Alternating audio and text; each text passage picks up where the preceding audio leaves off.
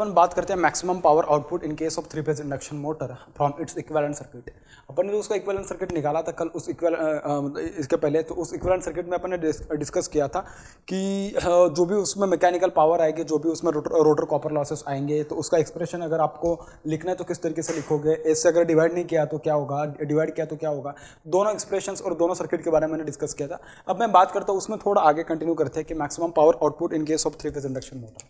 Condition for maximum power output ऐसे लिखिएगा चाहे तो, condition for maximum power output, for what, maximum power output.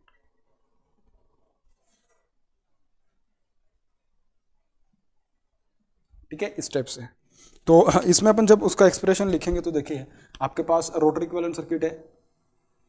Stator और rotor दोनों के इक्विवेलेंट सर्किट है अपने पास।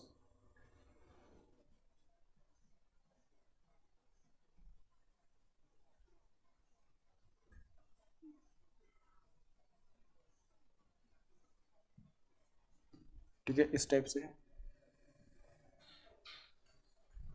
और ये रोटर रेजिस्टेंस आएगा आगे,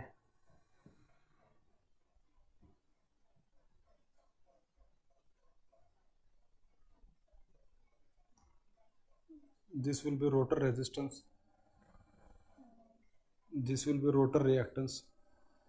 ठीक है, इस टाइप से। और उसको मैंने क्या है ना यहाँ पे शॉर्ट सर्किट कर दिया था, इसको मैंने क्या था ना यहाँ पे शॉर्ट सर्किट कर दिया था, आपको अगर याद आ रहा है तो। ठीक है, this is J times of x2, this is R2 upon S.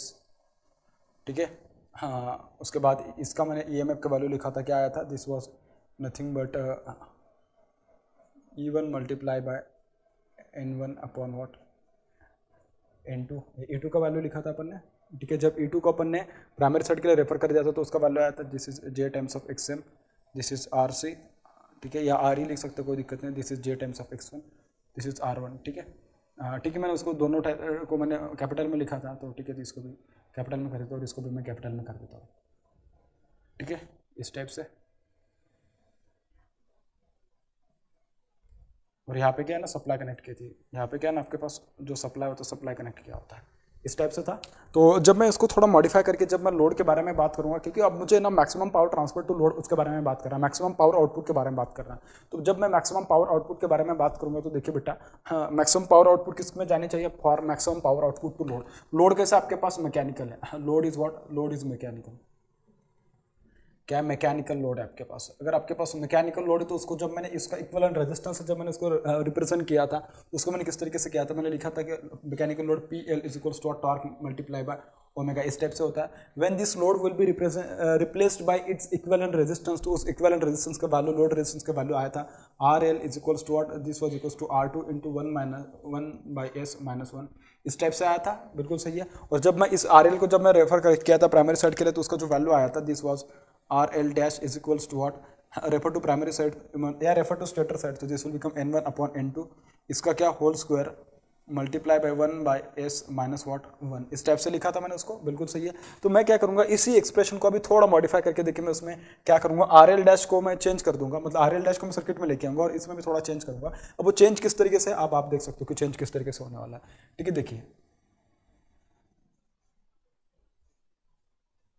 अभी इसमें और मैं थोड़ा सा एक छोटा सा अप्रोक्सीमेशन यूज करने वाला हूँ। तो अप्रोक्सीमेशन क्या होने वाला है, देखिए मेरे पास जो कोर होता है, मतलब जो एयर गैप वाला जो पार्ट है, एक्चुअली यहाँ पे देखा जाए तो इस पार्ट को मैं क्या है ना कि यहाँ से उठा के मैं उसको यहाँ पे चेंज करूंगा, इसकी वजह से बहुत ज़्यादा कुछ मतलब ऐसे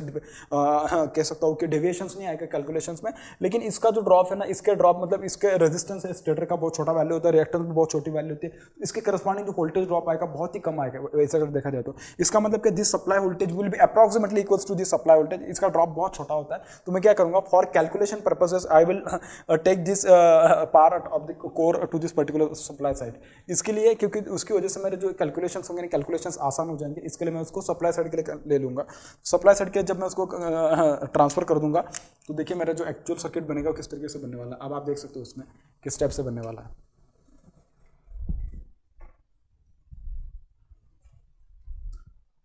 तो ये जो सर्किट बनेगा एक्चुअली आपके पास, दिस विल बी फ्रॉम, इस तरीके से बनेगा। ठीक है, this is resistance, this is reactance, इस टाइप से। ठीक है, इस टाइप से बनेगा।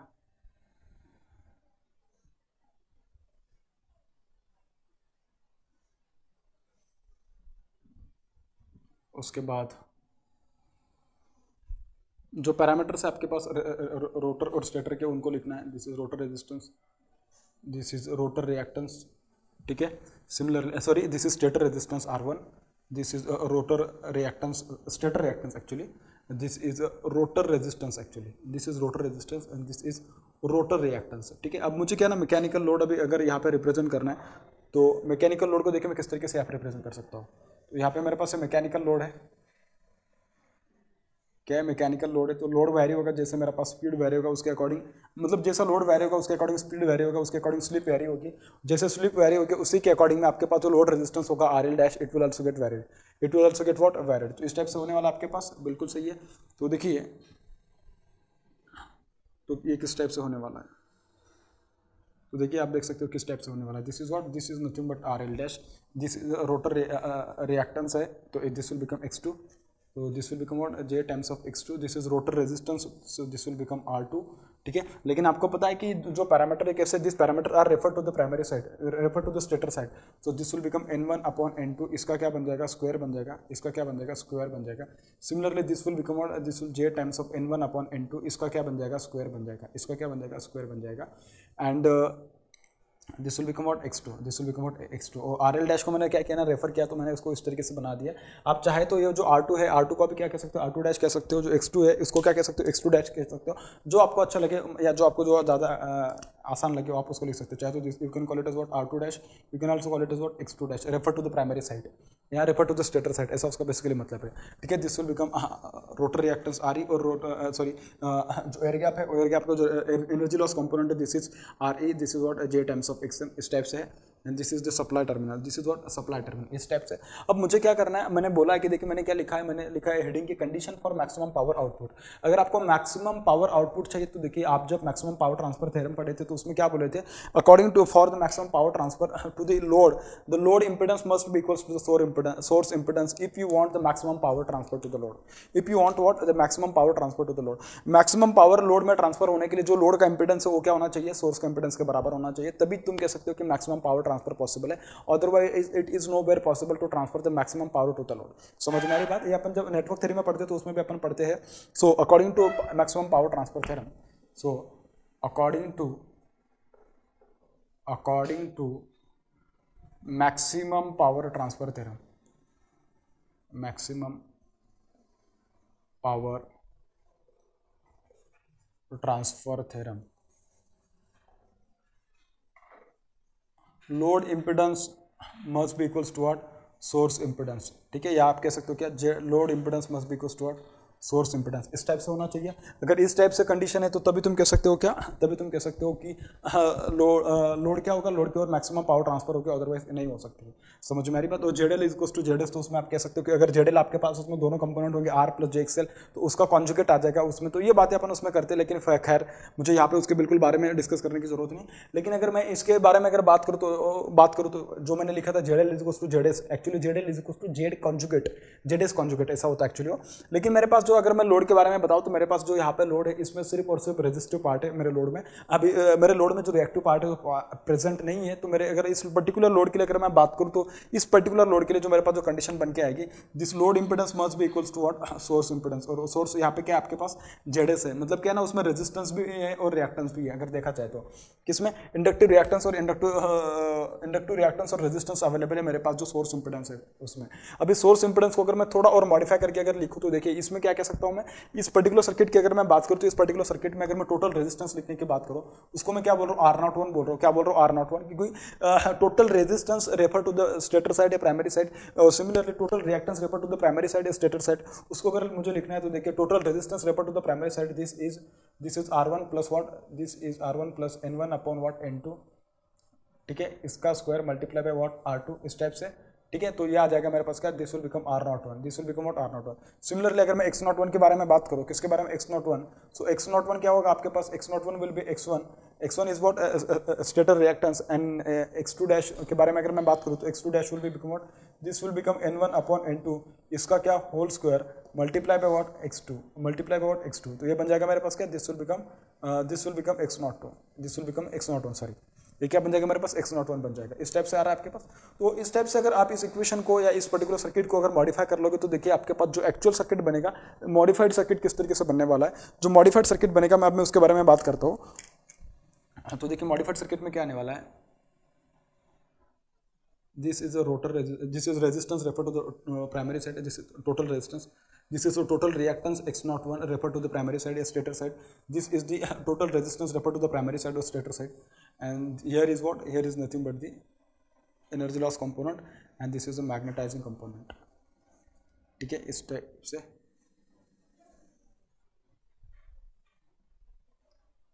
ठीक है, दिस इज आर ई और I X C, what you want to say, R E और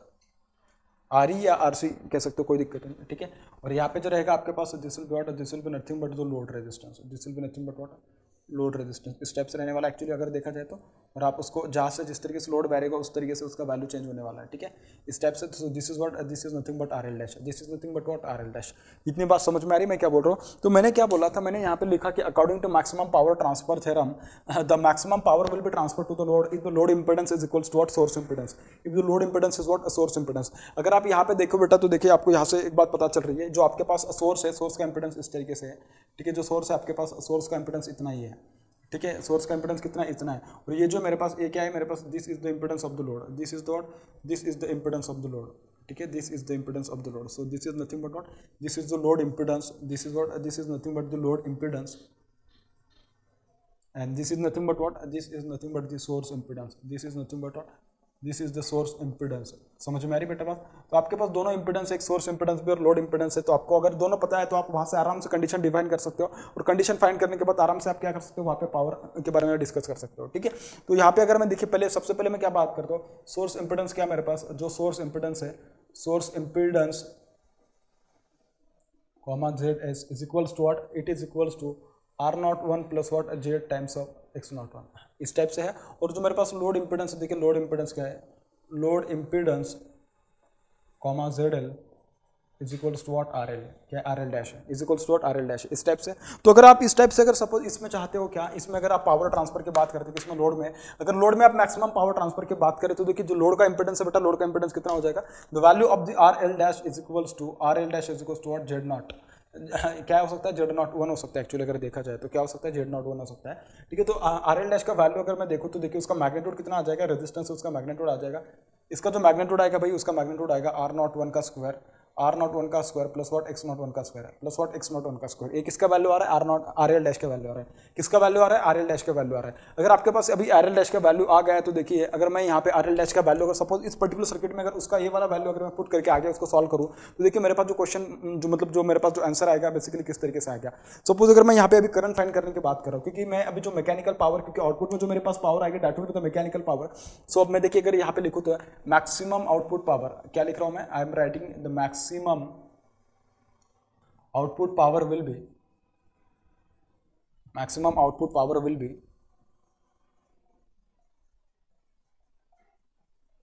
maximum output power will be what, Pm is equals to 3 times of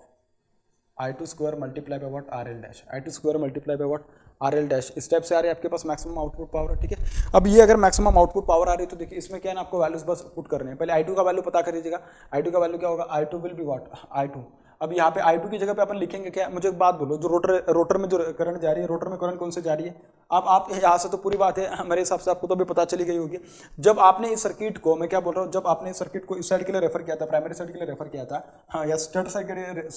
के लिए रेफर किया था रोटर को, तो रोटर की जो करंट आई थी आपके पास I2 is equals to what, this was equals to I1 dash, इस टाइप से थी, ठीक है। क्योंकि I2 को आपने क्या किया था ना, I2 को आपने जब रेफर किया था प्राइमरी साइड के लिए तो I2 into N2 upon N1, इस टाइप से आपने उसको किया था, ठीक है, प्राइमरी के लिए।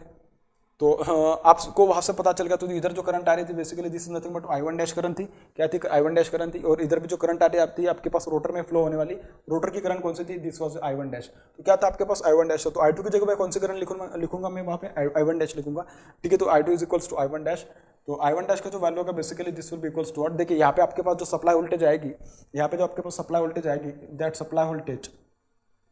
जब भी आप इक्विवेलेंट सर्किट की बात करते हैं तो पूरा का पूरा जो एनालिसिस होता है पर फेज एनालिसिस होता है, किसके बेसिस पे होता है, पर फेज एनालिसिस होता है। तो मैं उसको लिखूंगा क्या, this is the supply voltage, और उसका मैं क्या करने वाला हूँ, सप्लाई वोल्टेज, लेकिन पर फेज वोल्टेज कंसीडर करूंगा जब मैं उसके करंट वगैरह निकाल रहा हूँ। तो इसका जो वैल्यू आएगा this will become, this is पर फेज वोल्टेज डिवाइडेड बाय, मुझे करंट फाइंड करना है यहाँ पे पुट करने के लिए। तो करंट क्या आएगी मेरे पास, इसमें जो करंट फ्लो होगी that will be nothing but what, the current will be, the magnitude of the current will be RL plus R0 plus what J times of X0 plus what J times of X0 इस step से आने वाला है, ठीक है। अगर मैं उसका मैग्नीट्यूड देखो तो I2 का वैल्यू क्या आने वाला है, या I2 is equals to what I1 dash, इसका जो वैल्यू आएगा बेसिकली ये I2 जो रेफर्ड I2 एक्चुअली देखा जाए तो this is what referred I2, तो मैं सिर्फ I1 डैश ही लिखूंगा, उसको क्या लिखूंगा I1 डैश। तो I1 डैश का जो वैल्यू आएगा एक्चुअली आपके पास, I1 डैश जो रहेगा उसको I2 मत बोलेगा चाहे तो अभी। तो रोटर करंट एक्चुअली कौन सी करंट जा रही है, rotor current is equals to I1 dash current है, रेफर कीजिए इसके लिए, ठीक है, आप समझ सकते हो मेरे हिसाब से अभी। तो देखिए इसका जो वैल्यू आएगा उसका मैग्नीट्यूड आएगा V पर phase is equals to what, this is RL plus R01, RL plus what R01 इसका स्क्वायर प्लस व्हाट X01 का स्क्वायर प्लस व्हाट X01 का स्क्वायर, इस तरीके से आ रहा है। अब मुझे क्या चाहिए, मुझे तो चाहिए भी इसका स्क्वायर चाहिए, तो I1 डैश का स्क्वायर ले लीजिएगा। So this will become I1 dash का square which will be equals to what V पर फेज इसका square divided by what, divided by RL plus what R01 इसका स्क्वायर प्लस व्हाट X01 इसका square plus what X01 इसका square, इस type से आ जा रहा है। तो आपके पास देखिए बहुत सारी चीज़ें यहाँ पे मतलब कि आ गई है, तो आप उसको आराम से भी देखिए सॉल्व भी कर सकते हो। अभी इसको अगर आपको सॉल्व करना है तो किस तरीके से सॉल्व करोगे अब आप इसको भी, तो देखिए मैं उसको क्या है ना कि यहाँ पे उसको सॉल्व कर रहा हूँ, मैं इसको ना यहाँ पे सॉल्व कर रहा हूँ अभी, ठीक है। मेरे पास वहाँ पे जगह नहीं है तो मैं इसको यहाँ पे सॉल्व कर रहा हूँ। तो उसका वैल्यू देखते हैं कि किस तरीके से आने वाला है। तो मैं उसमें ना पहले I2 डैश का वैल्यू मतलब I1 डैश है उसका जो वैल्यू निकाला उस वैल्यू को मैं उसमें पुट कर देता हूँ। तो मेरे पास जो एक्सप्रेशन बनेगा PM का, PM will be equals to 3 times of V पर फेज इसका square multiply by what RL dash, multiply by what RL dash, इस टाइप से। तो 3 इंटू V पर फेज का स्क्वायर क्या आया था एक्चुअली 3, ये V पर फेज कैसे आ गया, this will become what I1 dash, I1 dash या I2 मैंने समझा आपको कि क्या है दोनों का मतलब, ठीक है। तो उसका अगर मैं वैल्यू पुट करूँ तो देखिए I1 डैश का वैल्यू क्या था, दिस इज V पर फेज इसका square divided by what, this is RL plus what R01 इसका square plus what X01 plus what X01 इसका स्क्वायर, इस टाइप से किए थे। Multiply by what RL dash, multiply by what RL dash, और RL dash का value आपने क्या पुट किया था, RL डैश का वैल्यू तो बेटा आपके पास आया था R01 का स्क्वायर प्लस व्हाट X01 का स्क्वायर प्लस व्हाट X01 का स्क्वायर, और उसको ही मैंने क्या बोला था, उसको मैंने Z01 बोल दिया था, R01 को ही मैंने क्या बोला था, Z01 बोला था। तो मैं उसको उसकी जगह पे लिखूंगा Z01, क्या लिखूंगा मैं उसकी जगह पे, I will write there Z01 लिखूंगा, ठीक है। तो इसको अगर मैं सॉल्व करूँ तो देखिए मेरे पास जो एक्सप्रेशन आया है मॉडिफाई होकर किस तरीके से आ रहा है, this is Z01 divided by what, इसको अगर मैं सॉल्व करूँ तो दिस विल बिकम RL का स्क्वायर, RL डैश का स्क्वायर, RL डैश या RL एक्चुअली, तो RL की जगह पे मैं क्या लिख सकता हूँ, RL की जगह पे मैं डायरेक्टली उसका एक्सप्रेशन लिख दूँ। हाँ, कौन सा वाला एक्सप्रेशन है भाई, उसका जो एक्सप्रेशन है RL डैश की जगह पे, ठीक है। पहले मैं RL को तो पहले लिख देता हूँ पूरा, उसके बाद में उसको देखूंगा कि RL का वैल्यू क्या पुट करना वगैरह, ठीक है। तो RL का स्क्वायर, RL डैश का स्क्वायर प्लस व्हाट R01 का square plus what twice of RL dash into what R01 plus what X01 का स्क्वायर प्लस व्हाट X01 का स्क्वायर, इस टाइप से। तो अगर देखिए अगर मैं RL डैश का स्क्वायर अगर लिखूंगा तो देखिए उसमें क्या चेंज होने वाला है, तो this will become 3 multiply by V पर फेज का square multiply by what Z01 divided by क्या, डिवाइडेड बाय RL डैश का स्क्वायर क्या होगा भाई, RL डैश का जब आप स्क्वायर लोगे तो उसमें लिखा जाएगा कि R01 का स्क्वायर प्लस व्हाट X01 का स्क्वायर, ऐसा लिखोगे आप उसमें। सो इसमें लिखोगे आपके R01 का स्क्वायर प्लस व्हाट X01 का स्क्वायर, ठीक है, प्लस R01 का square plus what twice of RL dash, तो ठीक है RL डैश की जगह पे मैं लिख दूंगा Z01 या Z0,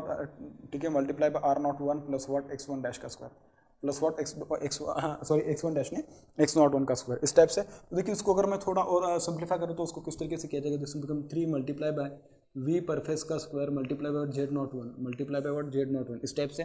तो R01 का स्क्वायर प्लस R01 का square, this will become what twice of R01 का square, this will become what twice of R01 का स्क्वायर प्लस व्हाट दोनों यहाँ पे 2 x है तो मैं उसको लिखूंगा कि X01 का स्क्वायर प्लस व्हाट X01 का square plus twice of Z01 multiply by what R01, plus what twice of Z not one multiply by what R not one. इस टाइप से रहने वाला आपके पास। तो ये आ जा रहा है आपके पास कि बेटा this is nothing but the magnitude of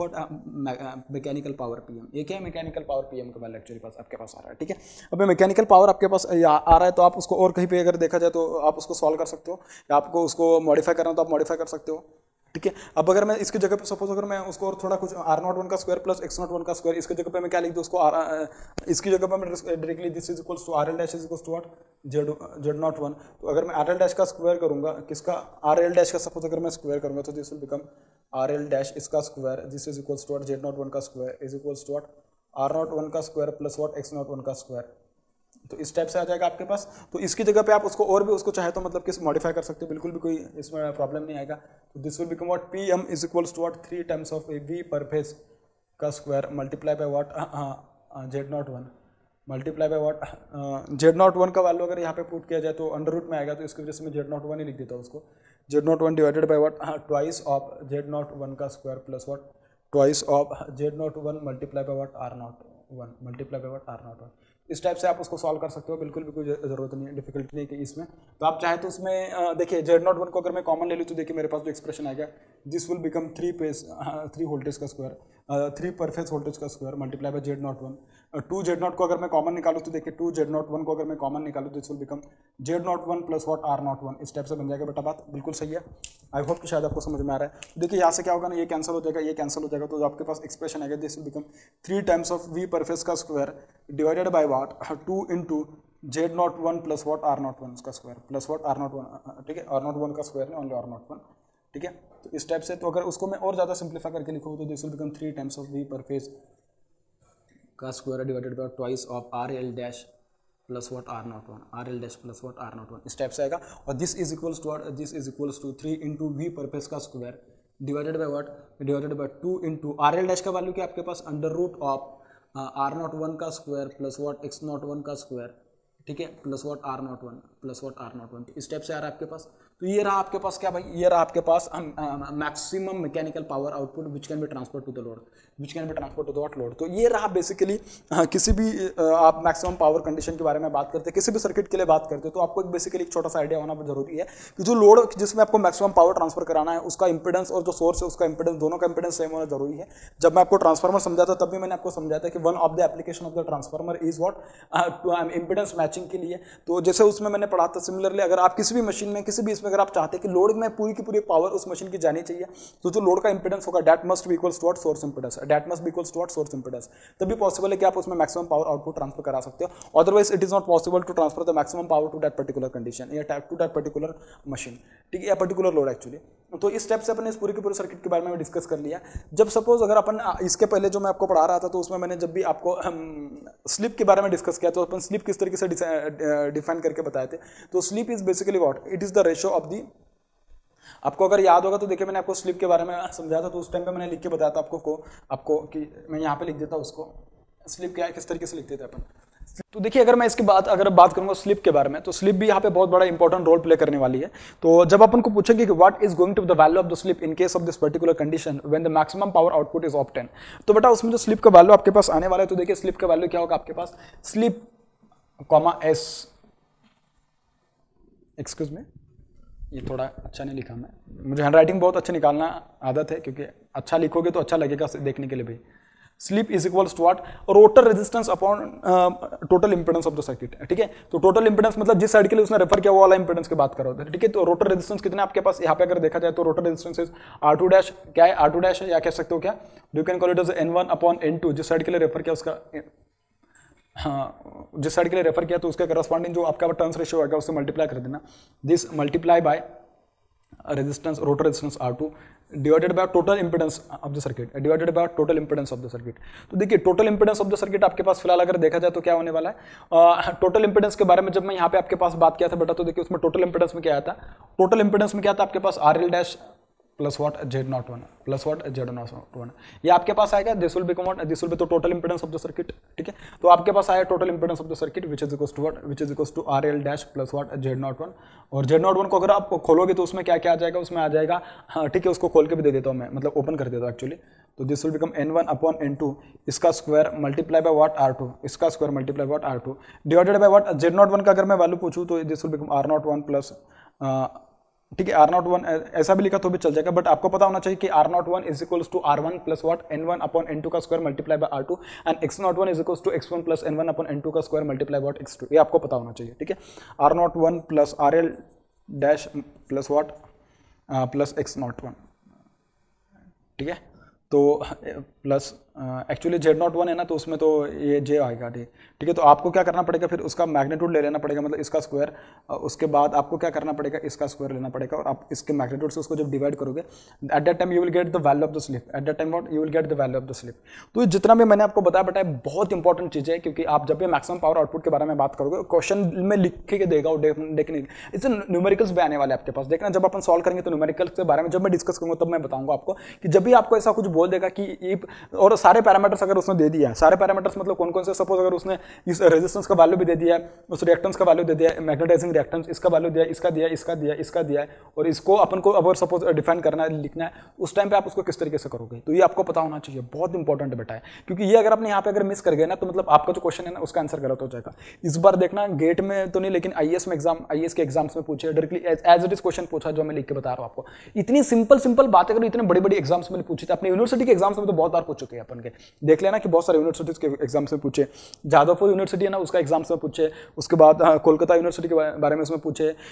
उसके बाद अपना CSUT के बारे में पूछे, पुणे यूनिवर्सिटी में पूछे, आगरा के यूनिवर्सिटी में पूछे, doctor APJ Abdul Kalam university Uttar Pradesh Lucknow उसके यूनिवर्सिटी में पूछे, अन्ना यूनिवर्सिटी में पूछे। इतनी सारी यूनिवर्सिटीज एग्जाम्स में अगर ये वाले क्वेश्चन अगर पूछे जाते हैं, इसका मतलब आप समझ सकते हो कि how important this topic is actually. और ये जो मैंने लिखा है ना condition for maximum power output, ये बहुत इंपॉर्टेंट है, क्योंकि इसके ऊपर डेफिनेटली आपको क्वेश्चन आने वाला है, डेरिवेशन तो आने वाला है 5-6 नंबर के लिए, ठीक है। तो इस तरीके से देखिए अपन ने पूरा का पूरा equivalent circuit of induction motor उसको बहुत अच्छे से अपन ने लर्न किया, उसके ऊपर न्यूमेरिकल सॉल्व करे, न्यूमेरिकल सॉल्व नहीं करे, लेकिन उसके ऊपर का पूरा जो थ्योरी था उसको अपन ने अच्छे से पढ़ा। अपन बात करेंगे अभी नेक्स्ट टॉपिक के बारे में नेक्स्ट वीडियो में, ठीक है। Thank you.